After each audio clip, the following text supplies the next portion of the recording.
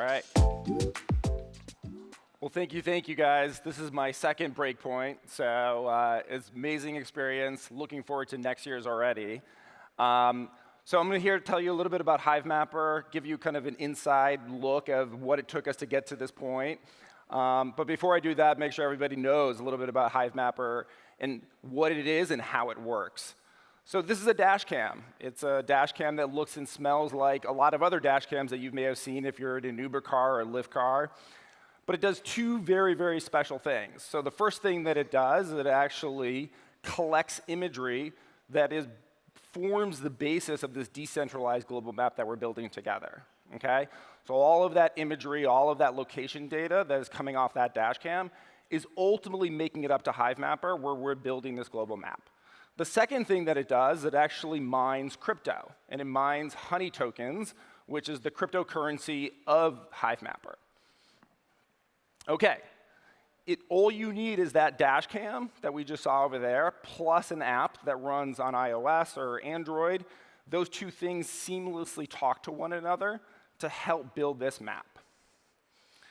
And so ultimately, you get rewarded for doing something that you do every single day, which is drive, or many of you do every single day, which is drive. So we're not asking people to go out there and drive for the purposes of mapping for Hivemapper. We actually discourage it. We do not want to put additional cars on the road, but if you happen to be an Uber driver, Lyft driver, if you're just going to, to work or to a soccer game or wherever you need to go, this is going to reward you for doing something that you're already doing. And so what do you earn? You earn honey tokens. And so the really cool part about this is that it's now live. So you can be mapping anywhere in the entire world, and earning honey tokens with a Hivemapper dashcam. So what's awesome is that we actually just went live, I think it was one day before Breakpoint, so it's been quite a hectic week. So I want to give you guys a little bit of insight into kind of what it took us to get here. So last year I mentioned was my first year at Breakpoint. So for the past year, we've kind of gone heads down and have been building the Hivemapper dashcam and this decentralized global map. So we've tested over 200 of these devices in about 10 countries. All of these devices have racked up about 28,000 road kilometers all over the world in places that are really hot, like Las Vegas, to Manila, to Lagos, Nigeria. So we've really ensured that we're testing this device very thoroughly in many different parts of the world. The longest drive that we've done is about 8 hours. So somebody drove it from San Francisco, where we're based, all the way down to San Diego. All right, so we've been taking pre-orders for the dashcam since April, when we kind of came out of hiding. And so there's about 6,000 pre-orders that we're now in the process of fulfilling. People have ordered these dashcams from over 66 countries in roughly 2,100 cities. You can go buy one today. And when you buy one, we'll hopefully start to ship them. Well, we're shipping them out every single week now. So if you buy one today, you'll probably get it by the end of December. Okay, so when we built this dashcam, we obviously were building a dashcam for the purposes of mapping, and we wanted to make sure that the device was actually supporting the three key priorities of the map: coverage, freshness, and map quality. I'm going to take you through how the dashcam actually supports those three major priorities. So this is an image taken in rural Pennsylvania. On the right-hand side is the image from Hivemapper. On the left-hand side is the image from Google Street View. The cars are in the exact same position, okay? And what you're going to see in the next slide is there is a sign up to the right of that. And here's what you see from Hivemapper, and here's what you see on the left-hand side from Google Street View. Why is this important? It's important because if you can't see stuff, then you can't map it, right? And so we wanted to make sure that the camera that we're building was able to see all these little details that are around us every single day. Parking restrictions, the name of a business, the hours of operation in a business, the speed limit sign, even if the car that the dash cam was mounted in was at a significant distance from all these little signs. The next thing we need to make sure was that when a dash cam said that it was actually at a very specific location, that we could trust that it was at that location, right? If we don't know that the car is, let's say, 19th and Broadway, but it actually turns out to be it's at 20th and Broadway. Those are two very different things, right? Or even if it's in between 19th and 20th, those are two very, very different things. So the positional accuracy, which basically means is like, do we trust the location of the dash cam, is less than 3 meters. And it maintains that for about over 80% of the drive, which is quite good.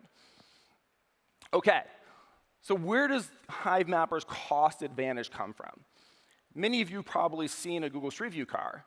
Each of those Google Street View cars is roughly $500,000 all in. OK, a Google Hivemapper dash cam is on average about $500.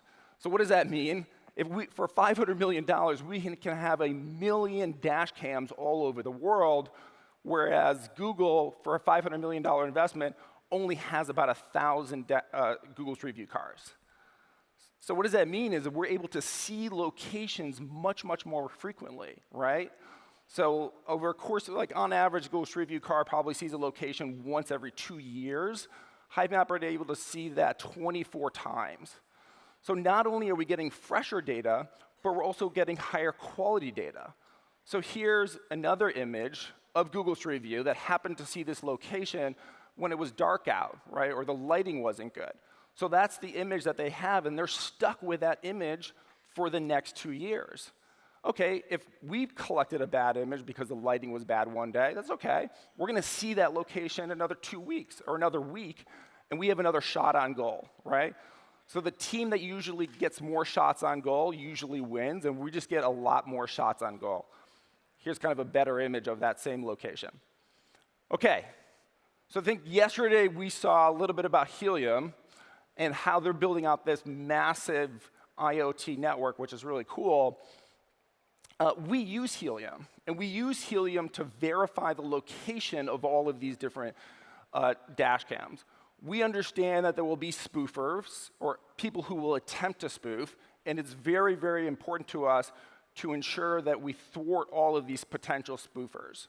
And so we use kind of multiple layers to do that. One of those layers, which is a very important layer, is embedded inside of the Hivemapper dashcam, is support for the Helium network. So we've been at Hivemapper for a while, and I want to share with you a little bit about 2 different case studies of before we had the Hivemapper dashcam, we were using a third-party dashcam. So this is ultimately what customers really care about, right? They want to know how much coverage we have in a specific region. They want to know what is our refresh rate. So in Manila, for about 6 months, where we had a whole bunch of drivers driving around contributing to the map, we got to about 99% coverage, sorry, 95% coverage. And this is the really cool part, 75% of the Manila region was refreshing every single month, okay? Manila is relatively small. It's about, I think, 11,000 road kilometers. So we want to make sure that it worked in a much, much bigger region. Here's Los Angeles. Los Angeles is massive. It's about 100,000 road kilometers. We got to a point where we got about 56% coverage in 6 months, and we were refreshing roughly 30% of LA region on a monthly basis, which is also really good. So when customers are looking at this, this is what they're asking for, and this is why they're buying. So I'm going to share with you a short video here. Hivemapper? Hive, like the beehive. It is a decentralized mapping network, and I'm like a wee worker bee, helping to build a big global map just by driving, and they pay me in crypto. Wait, did you say you get paid in crypto? You get tokens just for contributing your mapping data.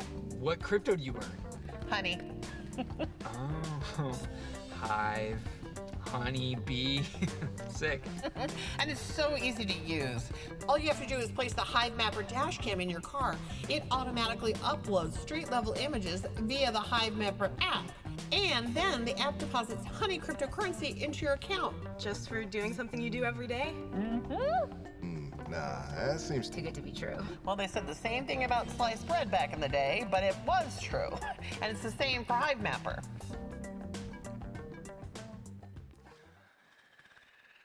So a little bit about that ad that's running all over in many, many, many different regions of the world. It's really important that we don't just talk to folks within the crypto community or folks within the mapping community, but we extend beyond that, right? There are so many people like Uber drivers and FedEx drivers and Lyft drivers and folks like even like this lady who's driving that we need to be able to talk to, and we need to be able to talk to in very simple and plain language, right? You start talking about crypto and mapping stuff, they're not interested, right? And so it's how do you really talk to the things that are interesting to them and are motivating in very simple language. And so that's one of the things that we're going to do. All right. The Hivemapper dashcam, I'm going to talk a little bit about some of the capabilities in here from a customer perspective and a contributor perspective, and then we're done. OK. A lot of people say to us, why'd you guys build a dashcam? Why can't you just use an iPhone or an Android device? Well, that may be OK from a contributor perspective, although I think there's some issues that I'm going to share with you in a moment. But from a customer perspective, that's a big problem. And the reason that's a big problem from a customer perspective is because they need data consistency, right? If we were to support Android, think about all the different types of cameras that are supported on Android. Even iPhone now, there's like, what, 13, 14 different iPhone versions out there. There's so many different camera resolutions, camera size, image sizes, and so forth, that from a customer perspective, that's a nightmare. And so the Hivemapper dashcam and all those that will follow will have a very standardized image quality, resolution, color balance, so that the customer, which is ultimately what really matters here, is getting that data consistency that they so crave. The other thing is, if you ever tried to mount an iPhone or an Android into your car, well, first of all, most people want to use your Android or iPhone device while they're driving, right, for mapping and navigation, to listen to music, take calls, and so forth. They don't want it mounted right below their rear view mirror like you see over here. And so the dash cam is really designed to be something that you can mount in about 10 minutes and then just forget about it, right? Like, it has to like ultimately become entirely passive. And so we said to ourselves, how do we build a dash cam that you could just mount it once and you just forget about it? And the other cool thing is that the data from a data upload perspective is entirely passive. So the way this works is all the dash cam imagery location data gets moved to your iOS device or your Android device. And then when you connect to Wi-Fi at home or the office, it will automatically upload it. So it's kind of like, if you have like Google Photos upload, it'll just automatically upload the data for you at night or when in the middle of the day. OK, the last part here that I want to leave you with is privacy. This is really important to me personally. I do not want to create a global location surveillance system. And so when we think about privacy from the perspective of the contributors, but also everybody else, right? This dash cam is taking pictures in the real world. If you happen to be walking by, we will automatically blur your face. I want to ultimately go further and just blur your entire body or remove the entire body from the images. Okay, so that's number one. Number two is we also think about it from the contributor's perspective, right? If there's 1 million people out there mapping, we don't want to know who these 1 million people are. And the reason for that is because if somebody comes to us from a government is maybe not super friendly, says, who's that person who's mapping? I want to be able to say with a straight face, we don't know who that is. So we don't want any personal information from the people who are contributing. So all the usernames that are being generated in Hivemapper are anonymous. And all the GPS data that's actually being collected is fully encrypted. And so this is really important. If you start to rethink the process of building maps and you say to yourself, how do you do that from a very, very privacy-centric, you start to build the map in a very, very different way than I think it's historically done by Google and others. So thank you guys so much. This has been wonderful. Appreciate your time. Have a great rest of the Breakpoint.